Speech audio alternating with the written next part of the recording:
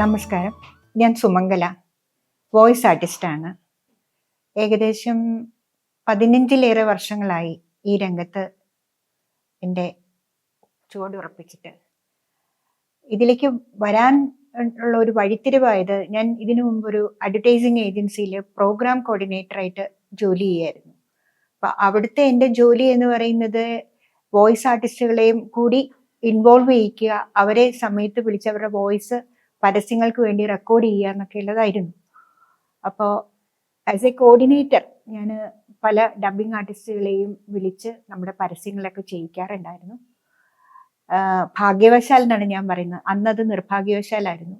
ഒരു വോയിസ് ആർട്ടിസ്റ്റിനെ നമുക്ക് സമയത്ത് കിട്ടിയില്ല. വളരെ പെട്ടെന്ന് തന്നെ ഒരു കാസറ്റ്,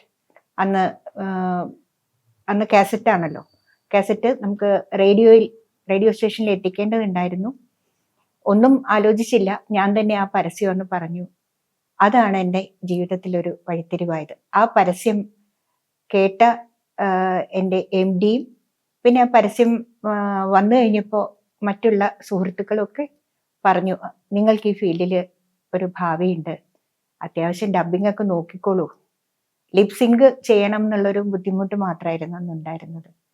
അങ്ങനെ ഞാൻ ഈ രംഗത്തേക്ക് ചുവടുവെച്ചു. അങ്ങനെ ഞാൻ ഇന്നിപ്പോ ഈ ജനനം 1947, പ്രണയം തുടരുന്നു എന്ന ചിത്രത്തിലെ ഒരു പ്രധാന സ്ത്രീ കഥാപാത്രമായ ലീല സാംസൺ മാഡത്തിന് അവരുടെ ശബ്ദമായി മാറാൻ ഉള്ള ഭാഗ്യം എനിക്ക് കിട്ടി. അത് ആദ്യകാലത്തൊക്കെ ടഫായിട്ട് തോന്നിയിരുന്നു. ഇപ്പൊ അതൊരു ക്രേസാണ്, ഒരു പാഷനായി മാറിയിരിക്കുകയാണ്.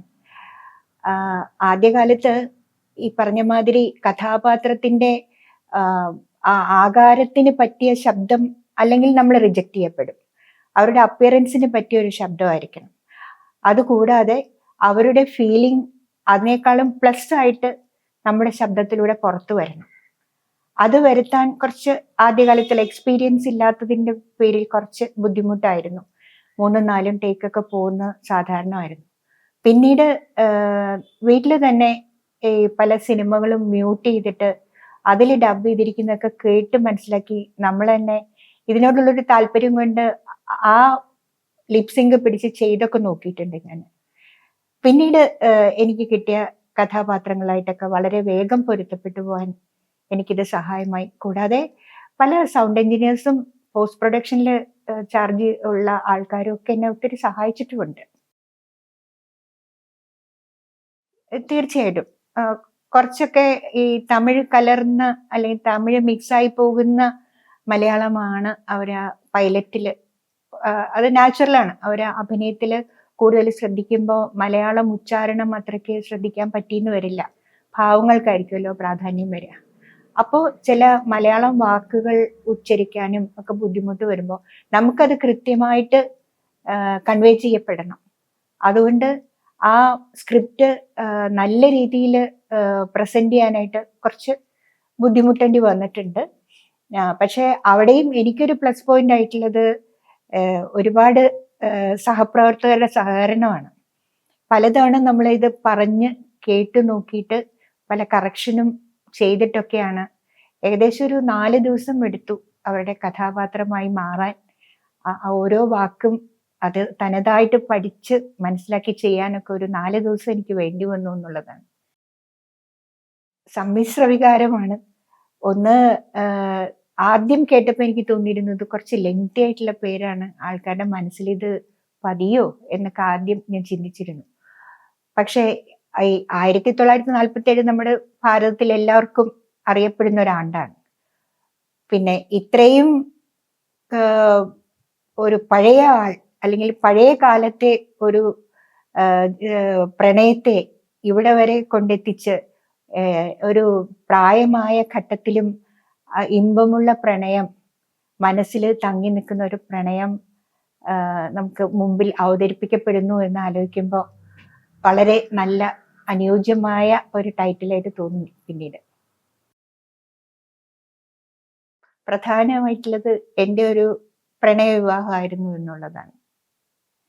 അപ്പൊ ആ പ്രണയത്തിന്റെ തീവ്രതയും ജീവിത അനുഭവങ്ങളും ഒക്കെ ഞാൻ അത്തരം ഘട്ടങ്ങളിലൂടെയൊക്കെ കടന്നു പോകുന്നത് കൊണ്ട് ഇന്ന് നല്ലൊരു ഭാര്യയും നല്ലൊരു അമ്മയും നല്ലൊരു അമ്മായിയമ്മയും നല്ലൊരു മുത്തശ്ശിയും വരെ ആയി നിൽക്കുന്നത് കൊണ്ടും വളരെ എന്താ ഒരു അഭിമാനത്തോടെ പറയാൻ പറ്റും, പ്രണയം സക്സസ് ആണ്. ഏത് പ്രായത്തിലും പ്രണയത്തിന് അതിൻ്റെതായിട്ടുള്ള മാധുര്യം ഉണ്ട്. അന്നത്തെ സ്റ്റൈല് വേറെയായിരുന്നു. അന്ന് നമ്മള് ഒളിച്ചു നിന്ന് നോക്കുക, കത്ത് കൊടുക്കുക, അങ്ങനെയൊക്കെയുള്ള, ഞാൻ കത്തൊക്കെ കൊടുത്തിട്ടുണ്ട് കേട്ടോ. പക്ഷെ ഇന്ന് കത്ത് കൊടുക്കണ്ടല്ലോ, നമുക്ക് ഏറ്റവും നല്ല മാധ്യമങ്ങൾ അതിനും തുറന്നു കിട്ടിയിരിക്കുകയല്ലേ. അപ്പൊ പ്രണയത്തെ പറ്റി പറഞ്ഞാൽ യഥാർത്ഥ പ്രണയം അന്നും ഇന്നും ഇമ്പം ഉള്ളതാണ്. അതില് കടന്നുകൂടുന്ന ചില തെറ്റിദ്ധാരണകളും മറ്റുമൊക്കെ അന്നും ഇന്നും മോശമായ പ്രവണതകളിലേക്ക് കൊണ്ടുപോകുന്നുണ്ട് ജീവിതത്തെ. പൊതുവെ നമ്മൾ പറയാറുണ്ടല്ലോ, നമ്മൾ നമ്മുടെ കുറ്റമൊന്നും അന്വേഷിക്കേണ്ട, അത് നാട്ടുകാർ അന്വേഷിച്ച് പറഞ്ഞോളൂന്ന്. അത് തന്നെയാണ് ഇവിടെയും ഉള്ളത്. നമ്മള് മനസ്സിന് ഇഷ്ടപ്പെട്ട ഒരാളെ അദ്ദേഹത്തോടൊപ്പം അല്ലെങ്കിൽ അവരോടൊപ്പം ജീവിക്കാൻ തീരുമാനിക്കുമ്പോൾ നാട്ടുകാർക്ക് കുറച്ച് ബുദ്ധിമുട്ടുണ്ടാവും. മിക്കവാറും പലരും പോസിറ്റീവായിരിക്കില്ല ആ കാര്യത്തോട്. മറ്റുള്ളവരെ വിമർശിക്കാൻ നമുക്ക് ജന്മസിദ്ധമായ ഒരു വാസനയുണ്ട്. ഞാൻ പെർഫെക്റ്റ് ആണെന്നും മറ്റയാൾ ചെയ്യുന്നതിലൊക്കെ കുറേ പ്രശ്നങ്ങളുണ്ട്, എന്തോ കുഴപ്പമുണ്ട് എന്ന് കണ്ടുപിടിക്കാനാണ് പൊതുവെ നമ്മുടെ വാസന. അത് വെച്ച് നോക്കുമ്പോൾ ആൾക്കാര് പല രീതിയിൽ വിമർശിച്ചേക്കാം.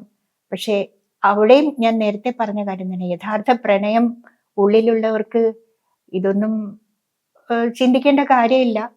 ഒരു പരിധിവരെ നമുക്ക് നമ്മുടെ കാര്യമാണല്ലോ, നമ്മുടെ സന്തോഷമല്ലോ വലുത്. ഡബിങ്ങിനിടയിൽ എന്നെ വല്ലാതെ ആകർഷിച്ച, ഇഷ്ടപ്പെടുത്തിയ ചില രംഗങ്ങൾ ഉണ്ടായിരുന്നു.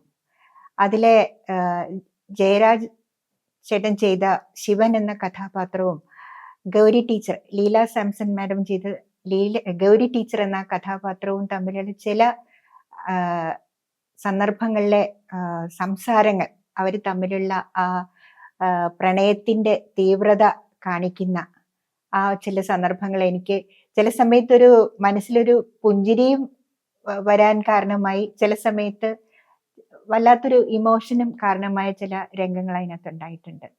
ഒരു സന്ദർഭത്തില് ഇവര് തമ്മിലുള്ള സംസാരമധ്യേ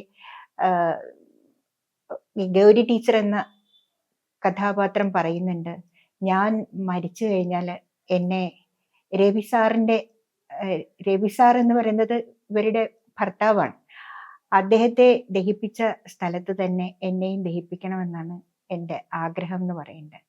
ആ സമയത്ത് ഒരു 18കാരൻ്റെ ഇമ്മച്യൂരിറ്റി അല്ലെങ്കിൽ ഒരു പൊസസീവ്നെസ് ഈ ശിവൻ എന്ന കഥാപാത്രത്തിന് വരുന്ന ഒരു രംഗം ഞാൻ കണ്ടു. അപ്പോ ടീച്ചറിന് ഇപ്പോഴും രവി സാറിനോടാ പ്രണയം അല്ലേ എന്ന് ചോദിക്കുന്ന ഒരു സന്ദർഭമുണ്ട്. അത് അങ്ങനെ അല്ല, അല്ലെങ്കിൽ രവി സാറിനോടുള്ള പ്രണയം നിലനിൽക്കെ തന്നെ നല്ലൊരു അടുത്ത സുഹൃത്താണ് ശിവൻ, ശിവൻ എനിക്ക് ഏറ്റവും ഇഷ്ടപ്പെട്ട ആളല്ലേ എന്ന് അവർ പറഞ്ഞ് ഫലിപ്പിക്കാൻ ശ്രമിക്കുന്നുണ്ടായിരുന്നു ആ കഥാപാത്രം. അത് വളരെ രസകരമായി തോന്നി. 18 വയസ്സിലും 20 വയസ്സിലും മറ്റും നമ്മള് ടീനേജിൽ തോന്നുന്ന ആ പൊസസീവ്നെസ് രണ്ടുപേരും എക്സ്പ്രസ് ചെയ്തതായിട്ട്. അപ്പൊ ആ പ്രണയത്തിന് പ്രായമില്ല, 70 വയസ്സിലെ പ്രണയത്തിലും ടീനേജിന്റെ തീവ്രത കടന്നു വരുന്നതായിട്ട് എനിക്ക് തോന്നി. 1-2 തവണ പ്രായം മറന്ന് ഡബ് ചെയ്യേണ്ട അവസരങ്ങൾ ഉണ്ടായിട്ടുണ്ട്. അത് വളരെ ആസ്വദിച്ചാണ് ഞാൻ ചെയ്തതെന്ന് പറയാം. ഈ 70കളിൽ എത്തി നിൽക്കുന്ന നായകനും നായികയുമാണല്ലോ ഇതിലുള്ളത്. 70-ലെത്തിയ നായിക 18ലേക്ക് പ്രായം മാറിയ ഒരു സന്ദർഭം ഞാൻ ഓർക്കുകയാണ്. തൻ്റെ ഉള്ളിലെ പ്രണയം തൻ്റെ പാർട്ട്ണറെ അറിയിക്കാൻ 70കളിൽ അവര് മെച്യൂറായിട്ടുള്ള ഒരു അമ്മയോ മുത്തശ്ശിയോ ഒക്കെ ആകുന്ന പ്രായത്തിൽ തൻ്റെ പ്രണയം പാർട്ട്ണറെ അറിയിക്കാനായി പെടുന്ന പാട്, അതിനവരെ സഹായിക്കാൻ നല്ല സമർത്ഥരായ 2-3 സുഹൃത്തുക്കളും ഉണ്ടെന്ന് പറയാം. അവര് ധൈര്യം കൊടുക്കുകയാണ്, പറയൂ എന്ന്. പക്ഷെ ഇതെങ്ങനെ പറയും എന്ന് പഴയ കാലത്തെ ശകുന്തള ദുഷ്യന്തനോട് പ്രണയം പറയാൻ പരവശയായ ആ ഒരു സീൻ എനിക്ക് ഓർമ്മ വരികയാണ്. പ്രണയലേഖനം എങ്ങനെ എഴുതണം പ്രിയതമ എന്ന് ചോദിക്കുന്ന രീതിയിലാണ് 2 സന്ദർഭങ്ങളിൽ ഈ പ്രണയം അറിയിക്കാനായിട്ട് അവർ ശ്രമിക്കുന്നത്. ആ ഭാഗത്തൊക്കെ ഞാനും 18 വയസ്സിലേക്ക് താഴേണ്ടി വന്നു എൻ്റെ ശബ്ദം വെച്ചിട്ട് ആ പ്രണയ സന്ദർഭങ്ങൾ പൊലിപ്പിച്ചെടുക്കാൻ. ഒരുപക്ഷെ വളരെ ആസ്വദിച്ച് ചെയ്ത അവസരങ്ങളായിരുന്നു.